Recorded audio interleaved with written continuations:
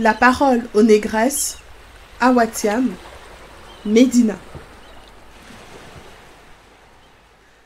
J'ai eu la chance ou la malchance d'être née dans une famille très traditionnaliste et attachée aux valeurs et coutumes ancestrales.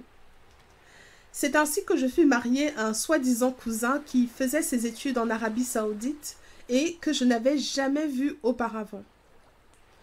J'étais à la fin de ma seconde au lycée quand on m'annonça que mon grand-père, marabout omnipotent et considéré comme Dieu le Père par bien des gens dont mes parents, voulait me voir.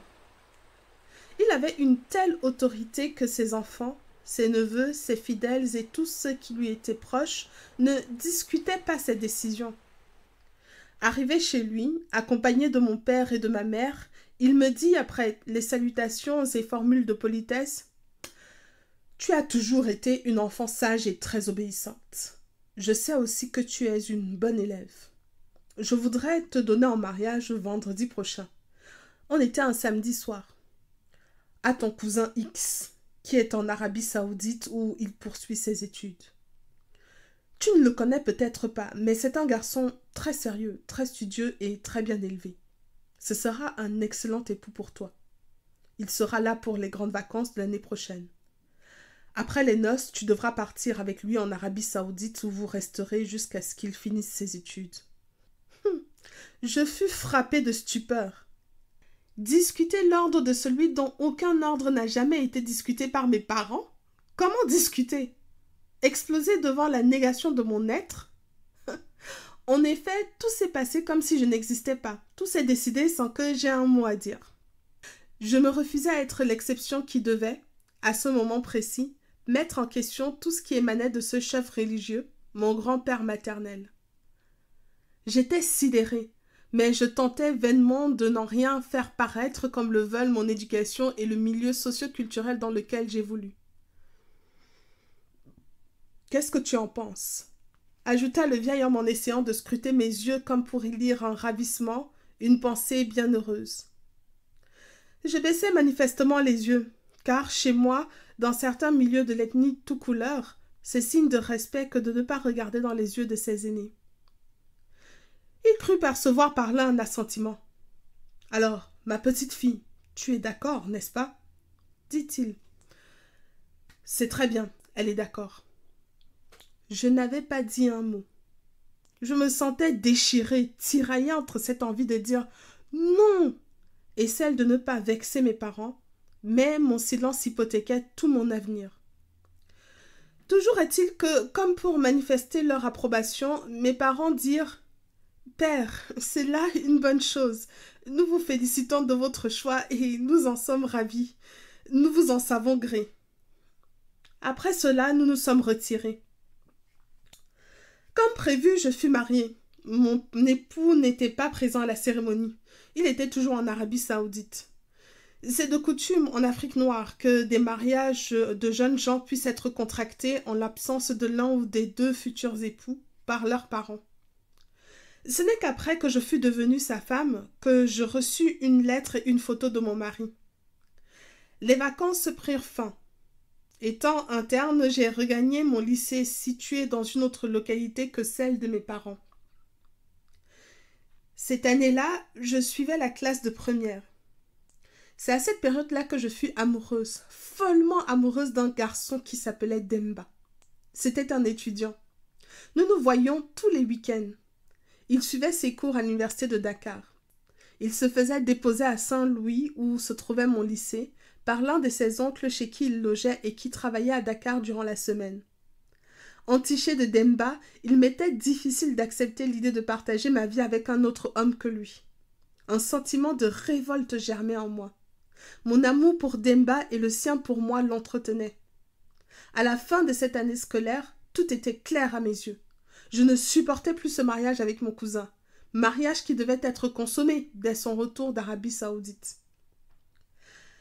Quand je fus de nouveau chez mes parents, Demba n'hésitait pas à venir m'y rendre visite.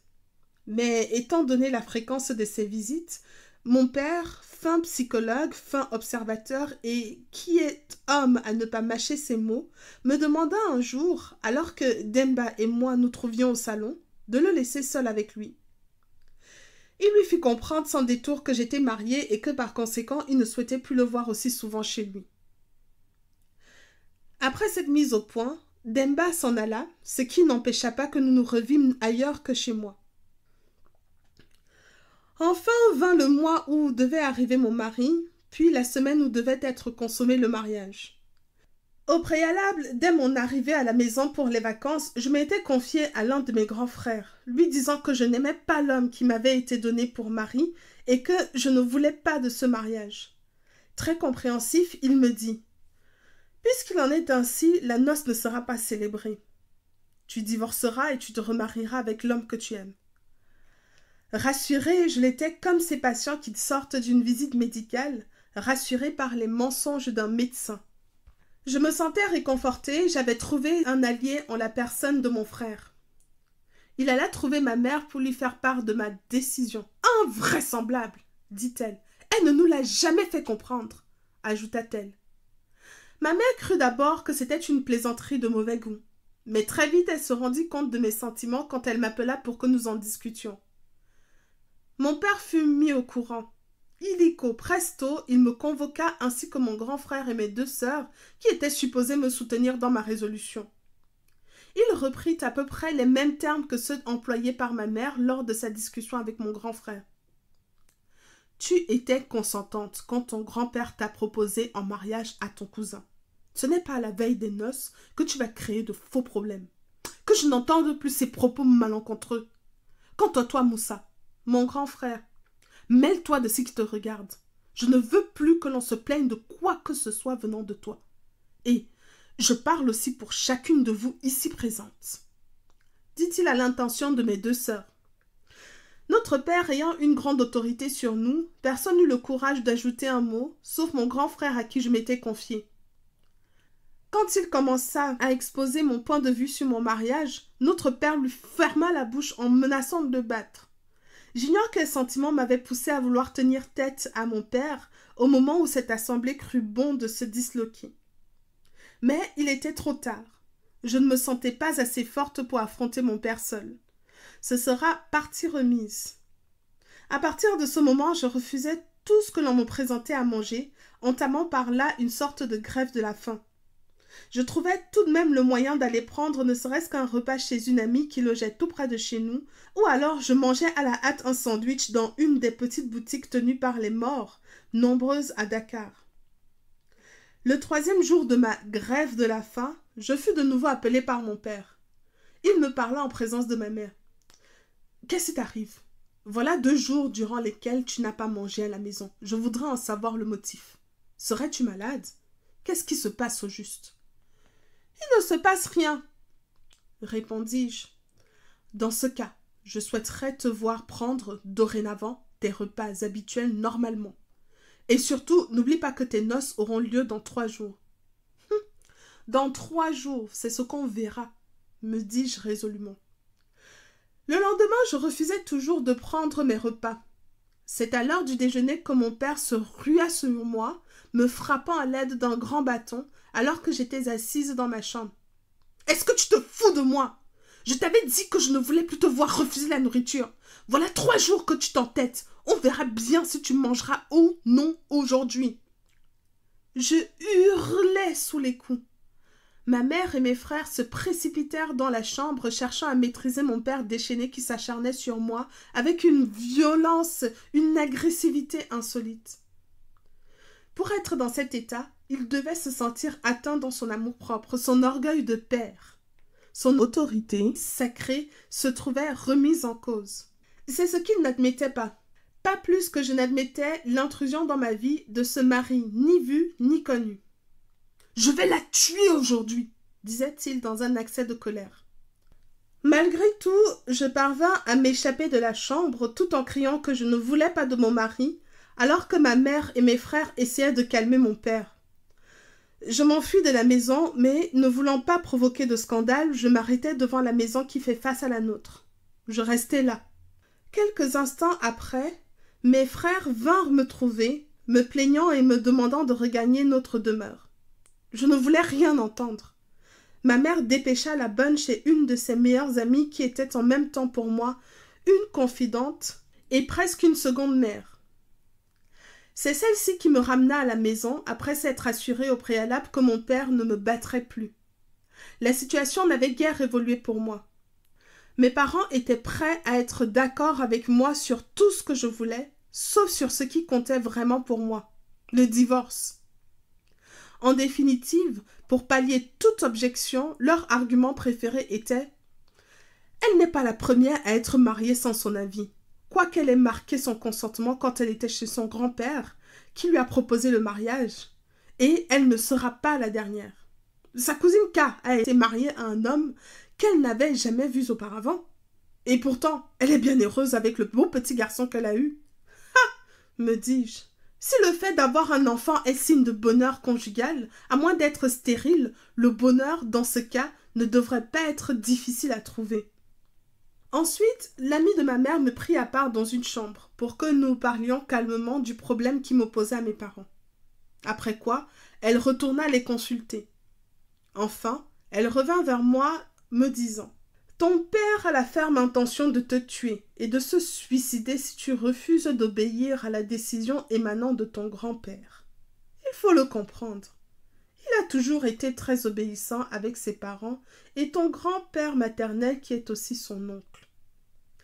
Te rappelles-tu que le jour même de ton mariage, il a aussi donné une de tes cousines en mariage à un de tes grands frères qui se trouve, en ce moment, à des milliers de kilomètres d'ici. Il va avoir bientôt la trentaine, alors que ta cousine n'a que 14 ans. Ne te laisse pas aller au désespoir. S'il est vrai que je suis une grande amie pour toi, même une petite mère, tu ne dois pas me refuser la seule chose que je te demande de faire. Demander pardon à ton père en lui disant que tu acceptes le mariage. » J'eus le cœur serré. Même ma grande amie était de connivence avec mes parents. En mon fort intérieur, je sentis une grande solitude. J'aimais beaucoup mon père car c'est un homme droit, loyal et honnête, qui a toujours cherché à nous inculquer, à mes frères et à moi, l'idée d'obéissance absolue aux parents, aux aînés. Mais je m'aime aussi. Je ne sais comment je finis par céder à la demande pressante de l'ami de ma mère. Hélas, le jour J, le jour des noces, arriva. Pour les festivités, mon grand-père avait fait parvenir des moutons à mes parents. Ceux-ci en avaient déjà acheté pour les invités. Du matin au soir, des membres de la famille arrivaient de toutes parts. Une fois, la nuit tombée, le dîner fut servi. Les amis de mon mari étaient présents, mais n'ayant pas le cœur en fête, je n'avais pas invité une seule de mes amies. Cependant, la plupart de mes cousines étaient là. Entourée de quelques parents, d'amis de mon mari qui se plaisaient à faire des blagues, j'ai dîné avec mon mari. Vers 23h30, certains invités ont commencé à partir. Ensuite, l'amie de ma mère, ma petite mère, vint me chercher pour me faire quelques recommandations avant de me conduire à la chambre nuptiale. Le lendemain matin, très tôt, quelques-unes de mes tantes revinrent à la maison. Tout le monde était ravi de savoir que j'étais vierge. L'on ne se souciait pas tellement de ce que j'avais enduré. Je dis bien enduré, car coucher vierge avec un homme que l'on n'aime pas et que l'on ne connaît pas, c'est en quelque sorte se faire violer. La mort dans l'âme, j'ai accepté de me laisser prendre par cet homme. Je revois encore le pagne blanc que je portais la nuit de mes noces. Ce pagne maculé de sang que mes tantes exhibèrent avec fierté, en signe de ma virginité. En repensant à tout cela, je me dis que j'aurais mieux fait de me débarrasser de ma virginité avec Demba, ce qui aurait mis mes tantes dans l'embarras. Et, peut-être, aurait-elle eu recours à cette supercherie qui consiste à répandre le sang d'un poulet sur le pagne de la mariée. Cette mise en scène permet de sauver l'honneur de la famille au cas où la jeune épousée aurait pris quelques libertés avant son mariage. Comme le veut la tradition, dans certains milieux, les festivités durèrent une semaine, pendant laquelle les échanges de cadeaux eurent lieu entre la famille de mon mari et la mienne. Depuis ma nuit de noces, je n'ai plus accepté d'avoir des rapports avec mon mari. N'ayant pu obtenir le divorce en convainquant mes parents, j'espérais que mon attitude peu conciliante envers mon époux amènerait rapidement celui-ci à envisager cette solution. En effet, Peu satisfait de sa nouvelle épouse, il mit un terme à ce mariage quelques jours après la fin des festivités. Enfin était arrivé ce que je n'osais trop espérer. Ainsi, j'étais, sans que je sache, la première à remettre indirectement en question une décision émanant de mon grand-père qui mariait, selon son gré, ses fils comme ses neveux, ses filles tout comme ses nièces et ses petits-enfants. La seule chose que j'ai trouvée de révolutionnaire en lui, c'est que, pour toute dot, il ne demandait au prétendant qu'une modique somme allant de 50 francs CFA à 2500 francs CFA, alors qu'il n'est pas rare, dans mon milieu, que l'on demande jusqu'à 50 ou 100 000 francs CFA, sinon davantage aux futurs mariés. Ce faisant, il ne manquait pas de préciser au prétendant « Je ne te vends pas une marchandise. C'est ma fille, ma nièce ou ma petite-fille, que je te donne en échange. » Si les parents du prétendant insistaient auprès de mon grand-père afin qu'il prenne plus d'argent pour la dot, il leur répondait « Gardez cet argent. Il pourra servir au ménage. Ce n'est pas l'occasion de le dépenser qui vous manquera. » Toutefois, en dehors de cette modique somme, qui en fait n'est que symbolique, quels abus ne sont commis par certains à l'insu de mon grand-père. Dépenses colossales dans le cadre de la célébration des noces. Seuls ceux qui lui obéissent aveuglément refusent d'aller au-delà de ses consignes. Enfin, malgré tout, mon grand-père avait de grandes qualités. Il avait un sens très poussé de l'humain conçu à sa manière. Il tenait beaucoup plus aux vertus humaines qu'aux biens matériels. Mais sa vision générale du monde ne coïncidait pas avec la mienne.